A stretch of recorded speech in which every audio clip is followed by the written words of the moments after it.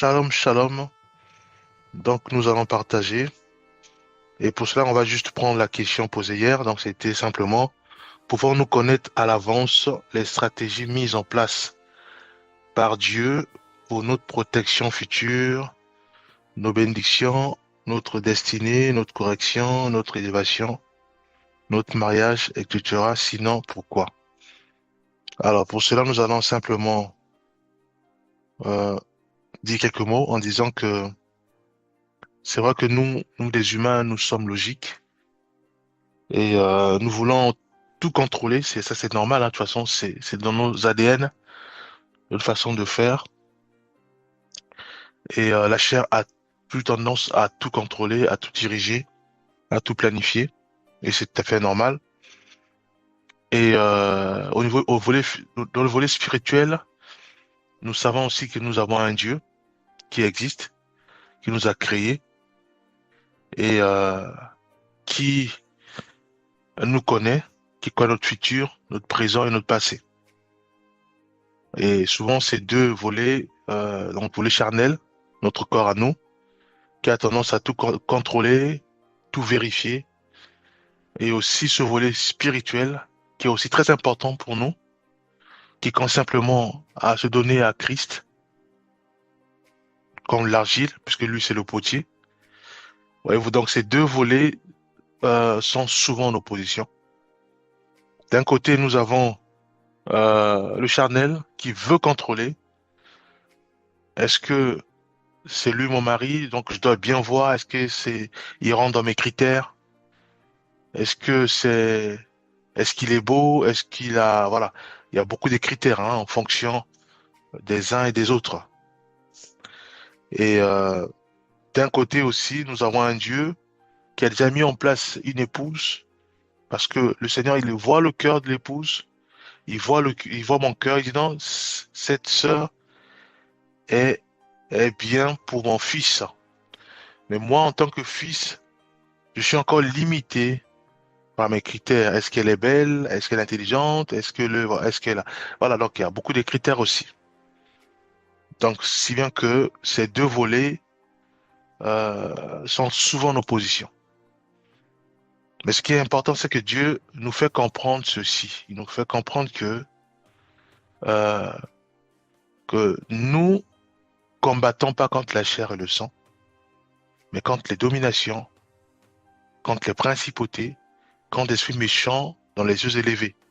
Alors, en prenant cette parole, on se rend compte que si nous poussons notre réflexion, on se rend compte que le charnel est dominé toujours par le spirituel. Et quand le Seigneur nous fait comprendre ceci, que sans moi, hein, dans Jean 15, 5, sans moi, vous ne pouvez rien faire. Et il nous appelle à nous accrocher au sabre, au cep qui est Jésus-Christ. Et si aussi nous poussons notre réflexion, on se rend compte aussi que donc le charnel ou le physique ne sert à rien. Voyez-vous? Donc c'est le spirituel là, qui domine sur le charnel. Alors, vu comme ça, on se rend compte que euh, on a du mal à céder parce qu'on veut contrôler. On a du mal à céder parce que nous vivons dans un corps et ce corps-là a une pression.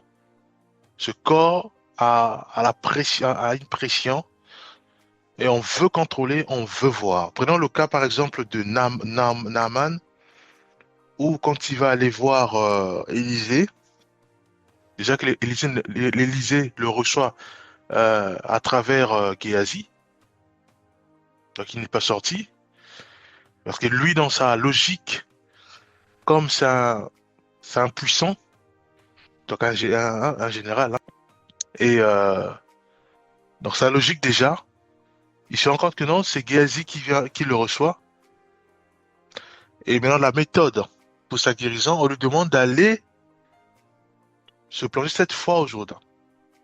Bref, donc la logique même au niveau de la guérison à l'époque, il croyait peut-être que bon, c'était autre chose.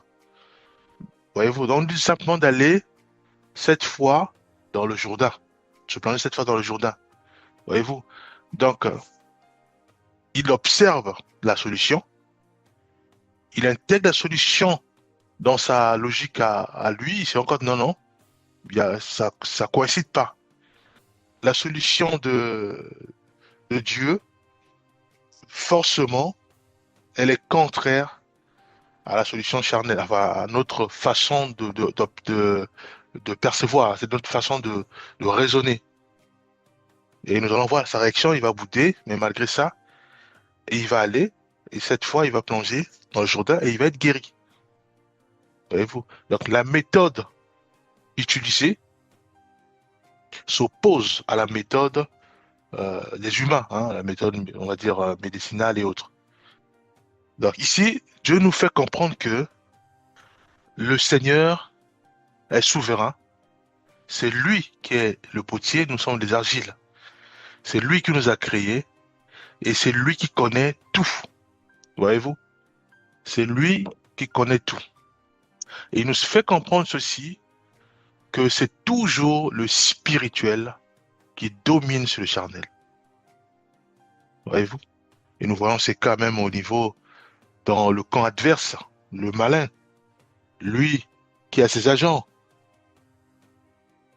Tous ceux et celles qui sont dans les loges, ce sont des agents du diable Satan. Tous ceux et celles qui invoquent les esprits, ce sont les agents du diable Satan.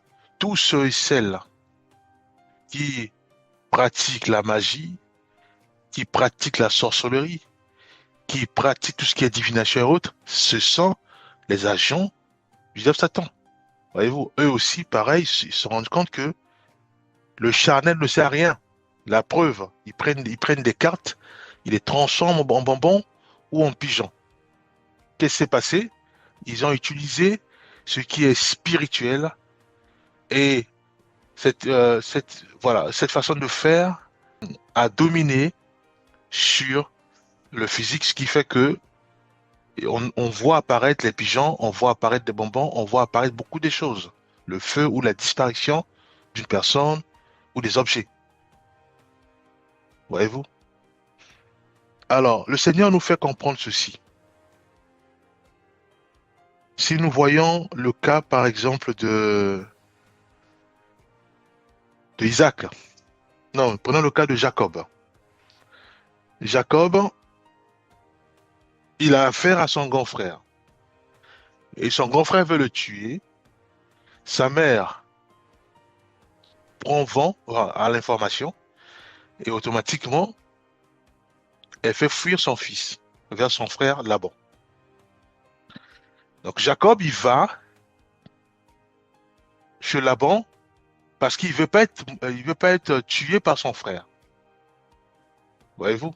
Or, sa mère priait sans cesse parce que quand il voyait son frère avec les femmes cananéennes, donc elle priait en disant voilà, il ne faut pas que mon fils Jacob puisse prendre les femmes, voilà, dans la contrée, là où ils étaient en fait. Mais donc Jacob va fuir son frère pour aller chez son oncle Laban. Et c'est là-bas qu'il va trouver euh, ces deux femmes, donc Léa et Rachel. Voyez-vous? Mais l'intention de Jacob, c'était pas aller, voilà, c'était pas aller chez Laban pour trouver une femme. Non, il fouillait simplement la mort. Voyez-vous? Donc Dieu a créé cette circonstance pour que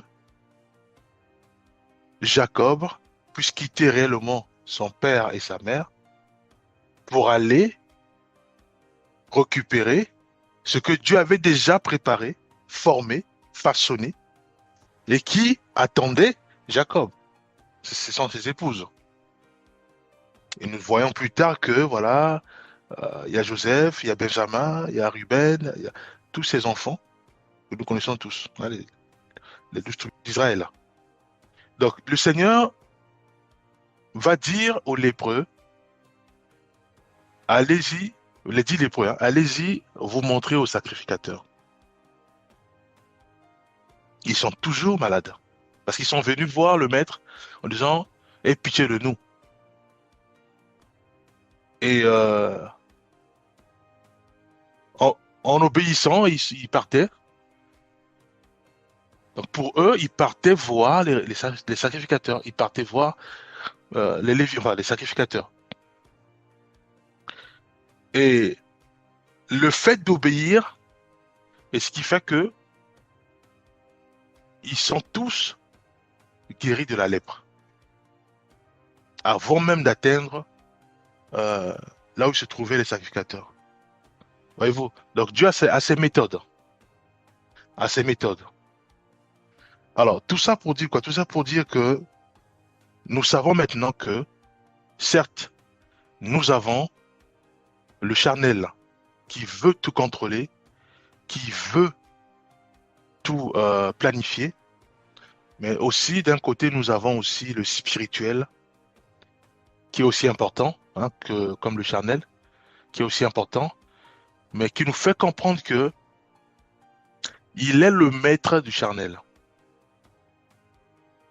Il est le maître du charnel.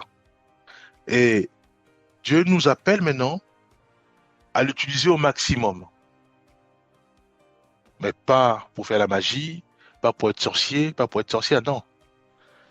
Le spirituel en s'appuyant que sur Jésus-Christ, puisque la parole de Dieu dit que je suis le chemin, la vie et la vérité. Donc nul ne vient au Père que par moi, par Jésus-Christ, qui est euh, notre Seigneur, notre guide.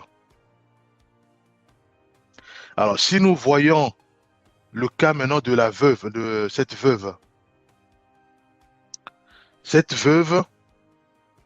qui va dire à Élie que nous n'avons rien, mais le peu d'huile et cette farine, elle va faire quelque chose, elle va manger. Elle et son fils, après, ils vont mourir. Voyez-vous? Cette sœur, elle va voir en face d'elle un homme de Dieu. Mais d'un côté, elle voit le charnel, juste un peu d'huile et aussi juste un peu de la farine. Mais l'homme de Dieu va lui dire que fais-moi d'abord le pain et après il va proclamer, il va faire des proclamations par la suite. La sœur va obéir aussi. Et ce qui fait que il y a eu un miracle sur la farine et sur l'huile. La méthode toujours, la méthode. Voyez-vous? Et cette sœur, c'est sûr qu'elle va bénir le Seigneur. C'est sûr qu'elle va dire Seigneur, merci parce que tu m'as épargné la mort.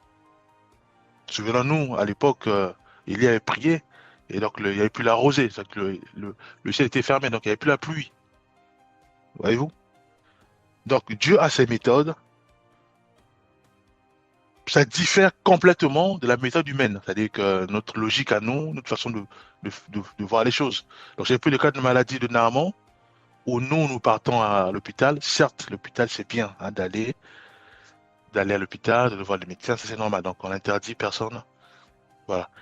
Euh, Ici nous voyons que Naaman, il avait la lèpre. Et c'était une maladie incurable hein, à l'époque.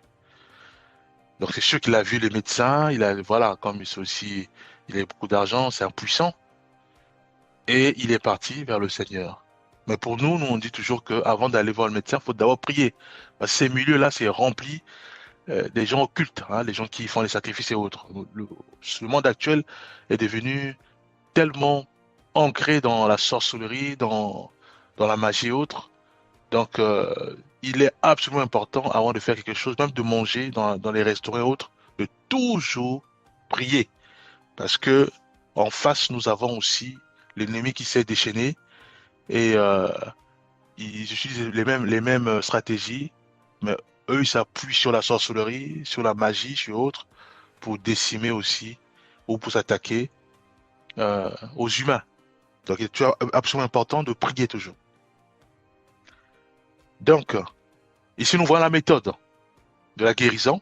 C'était juste aller au Jourdain, 7 fois, tu te plonges et tu es guéri. Effectivement, c'était le cas. Nous avons vu le cas des 10 lépreux où ils sont venus voir le maître, donc c'était la prière.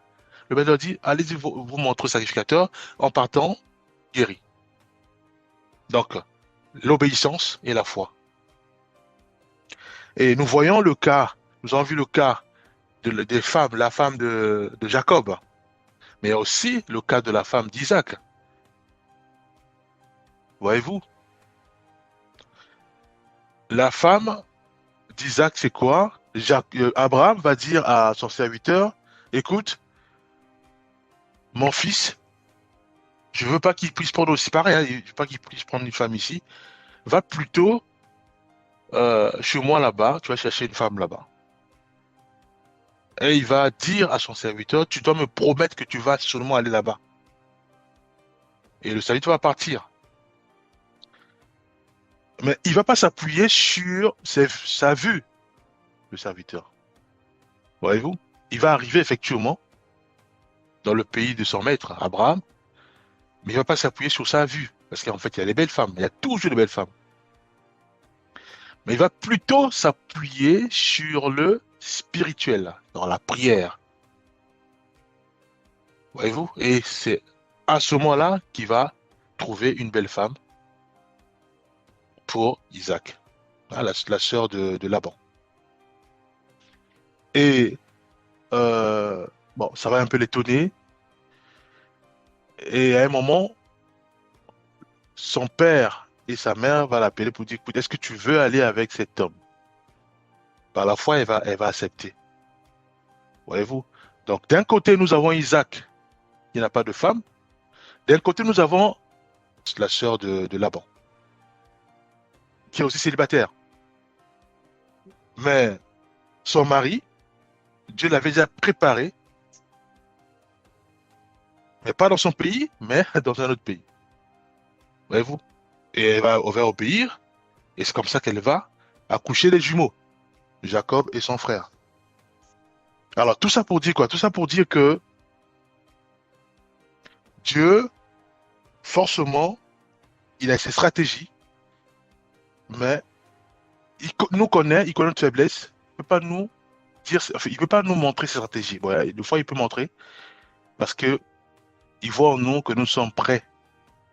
Il nous donne ses stratégies. Mais il y a d'autres, il y a des fois, non. Prenons le cas, par exemple, de quand le peuple, quand Moïse il sort, quand il sort de l'Égypte avec le peuple, Dieu, dans la Bible, va dire qu'il va les faire rentrer, il va prendre un autre détour pour ne pas que quand le peuple va voir la guerre, ils vont fuir, ils vont repartir en Égypte, voyez-vous. Donc, il ne montre pas au peuple ses stratégies. Mais il sait que le peuple va conquérir Jéricho, le peuple va vivre dans un pays où là où coule le lait et le miel. C'est ça vraiment le but à atteindre. Mais avant ça, il y a beaucoup d'embûches. Il y a le désert, il n'y a pas l'eau, il y a des miracles là-dedans. Il y a les serpents bouillants, il y a la guérison, hein, on parle de... Il y a aussi beaucoup de cas, les guerres. Ce sont des stratégies. Donc Dieu, il connaît, mais parfois il dit pas. Parfois il peut le dire, mais si nous sommes sages ou préparés, voyez-vous, préparés. Prenons Matthieu 2, verset 13. Il est dit, l'ange du Seigneur apparut en songe à Joseph et dit, lève-toi, prends le petit enfant de sa mère, fuis en Égypte. Voyez-vous? Ici, Dieu a protégé l'enfant Jésus en révélant à Joseph de fuir. Jésus-Christ, c'est encore un enfant, et Dieu ici protège l'enfant. Et nous allons voir dans un cas où, quand le camp adverse veut à tout prix attaquer euh, le roi et Élisée, mais Élisée va toujours donner au roi les stratégies des camps adverses. Parce que Dieu révélait toujours à Élisée ce que même le roi disait dans sa chambre. Et c'est comme ça qu'ils ont déjoué tous les plans d'assaut de, de l'ennemi, en fait. Alors, prenons le cas, par exemple, du roi, je crois que c'est dans Daniel, Daniel 2, 27. Le roi, il a fait un rêve. Il fait un rêve et il dit, il appelle les sages, il appelle les devins. À l'époque, bon, c'était, il faisait un peu la magie haute, les devins, voilà, tous ces gens-là. Il leur dit, j'ai fait un rêve, mais je suis troublé. Je suis troublé. Et bien, les devins et les sages, ils disent, non, mais dis-nous le rêve et nous allons donner l'explication. Il dit, non, non, non, non, non, non. Je veux pas que vous, parce que tellement qu'il est troublé, il a peur. Il dit, non, non, non, vous, dites-moi mon rêve. Et aussi, ils vont donner l'explication. Donc, ils doivent dire ce que le roi a rêvé et aussi donner l'explication. Et ils vont répliquer en disant, ça n'existe jamais. Parce qu'en fait, ils ont ce qu'on appelle les regards charnels. Effectivement, ils ont raison. Personne dans le monde peut peut déjà dire ton rêve comme ça. Et aussi de l'explication. Il dit ça n'existe pas. Ils avaient raison. Le roi, pris de colère, il va leur dire, écoutez, vous allez tous mourir. Voyez-vous, il n'y avait pas de solution. Puisqu'il leur demande quelque chose qui est très difficile. Dites-moi ce que j'ai rêvé et donnez aussi l'explication de ce rêve. Ça n'existe pas. Donc ici, Dieu nous démontre que c'est toujours le spirituel qui domine sur le charnel, physique. C'est pour ça que Dieu nous appelle toujours de prier. Quand nous prions, c'est à ce moment-là que Dieu agit. Et quand Dieu agit, souvent la maladie chronique disparaît. Et souvent, en tant que célibataire, Dieu nous révèle, nous montre notre futur époux ou épouse si je suis un homme. Voyez-vous, c'est dans la prière. Pourquoi? Parce que nous utilisons au maximum le volet spirituel. Seigneur, je suis assailli par toutes sortes de rêves et Dieu va m'aider. Toujours nous devons tout prier. La prière revient toujours. Donc on ne peut pas y échapper, bien aimé. Pourquoi? Parce que notre physique à nous, le charnel, est toujours dominé par le spirituel, par la prière. Et pareil aussi, quand nous recevons des attaques, souvent, c'est un sorcier, un marabout charge ce volet spirituel. Prenons un cas, je vais prendre un cas très simple. Je pense que c'est des cas qui ont existé sur Terre. Je crois que c'était au Nigeria, si je ne me trompe pas, où les missionnaires ont quitté l'Europe, l'Occident, pour aller au Nigeria, hein, pour aller évangéliser. Et souvent, nous savons tous souvent, les missionnaires vont souvent dans les contrées, dans les villages là-bas au fond. Et le village, ou les chefs de village, ont eu vent de ont eu l'information comme quoi les missionnaires qui quittent l'Europe pour venir évangéliser dans leur pays, dans leur village. Et à ce moment-là, qu'est-ce qu'ils ont fait? Ils ont jeûné 40. Ce sont des chefs du village, donc des gens qui sont trempés dans l'occultisme, dans la sorcellerie. Eux aussi, ils ont jeûné. Ils ont jeûné 40 jours et 40 nuits, puisqu'ils avaient la date de l'arrivée de ces missionnaires. Donc, ils sont chargés spirituellement. Et ce qui fait que quand les missionnaires arrivent, les femmes de ces missionnaires se sont laissées entraîner dans l'adultère avec des hommes de ce village. Et du coup, la mission arrêtée net. Les maris déçus, ils ont pris leurs femmes, ils sont repartis en Europe, en Occident. Voyez-vous? Donc tout ça pour dire que le spirituel domine toujours sur le le charnel. Là. Donc ici, ils sont emprisonnés. Donc je parle le roi Nebuchadnezzar avec son rêve. Ils se sont, on les a enfermés, donc les sages et autres, pour rester la mort. Qu'est-ce qui s'est passé? Il s'est passé que Daniel n'était pas avec eux. Daniel va aller voir le roi en disant, non, va d'abord voir les soldats en disant, mais qu'est-ce qui s'est passé? Pourquoi le roi il est en colère? Pourquoi il veut tuer les sages? Il dit, je veux voir le roi. Et c'est comme ça qu'il va demander au roi, donne-moi un peu de temps. Et Daniel, qu'est-ce qu'il va faire? La prière va revenir. Il va consulter le Seigneur dans la prière. Voyez-vous? Et Dieu va donner ce rêve à Daniel et l'explication. Et c'est comme ça que Daniel va aller voir le roi. Et tous ces savants-là, ces sages, ces augures et autres, euh, ils se sont épargnés de la... Enfin, on ne les a pas tués. La méthode, toujours. La méthode. Tout ça, c'est par la prière. Donc, la liste, elle est longue. Si nous prenons, par exemple, je vais être rapide puisqu'on n'a plus le temps, Gédéon. Gédéon, en face de lui, c'est des millions, des milliers. Il va là en guerre, il avait déjà 32 000 hommes. 32 000. Voyez-vous? Il avait déjà 32 000. Il dit, bon, 32 000 là, bon, avec ceux qui sont en face, ça peut aller. Il avait 32 000 hommes. Dieu dit, non, non, non, non. Il dit, non, non, moi, je ne vais pas aller me battre. Je ne vais pas gagner avec les 32 000. Je lui donne déjà à la base, il était peureux. Je dis, non, non, ils sont nombreux. Au point où ils sont restés de 32 000, ils passent à 300 seulement. 300. 300. En face de c'est, comment on va faire? Voyez-vous? Si on prenons Juge 7, verset 7. L'Éternel dit à Gédéon, c'est par les 300 hommes que je vous sauverai. La méthode toujours. Voyez-vous?